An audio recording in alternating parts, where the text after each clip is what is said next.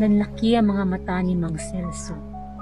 Ang babaeng kanina'y nasa likod, ngayon katabi na niya. Unti-unti itong lumingon. Isasama na kita. At bago pa siya makasigaw, biglang bumukas ang pinto ng taxi. Kinabukasan, natagpuan ng mga pulis ang taxi ni Mang Celso sa gilid ng Balete Drive.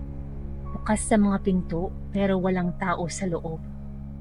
Naiwan lang ang rosaryo na nakasabit sa rearview mirror at sa driver's seat, isang malaking bahid ng dugo. Hanggang ngayon, sinasabi ng mga tsuper sa Quezon City,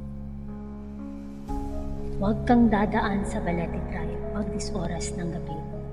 Baka may sumakay at di na bumaba.